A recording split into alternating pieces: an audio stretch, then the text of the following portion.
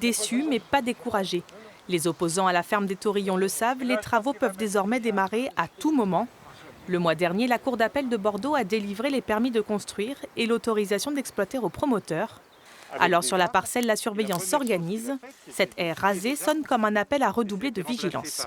Dans les prescriptions des permis de construire, il est marqué que les haies de cette zone, qui est une zone protégée, qu'on doit protéger, doivent être entretenues d'une façon parcimonieuse.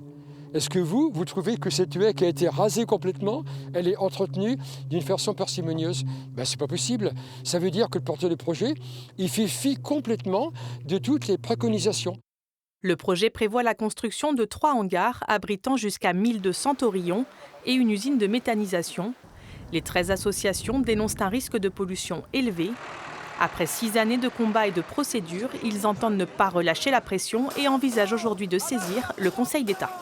C'est en cours, nous sommes dans la phase de choix des avocats.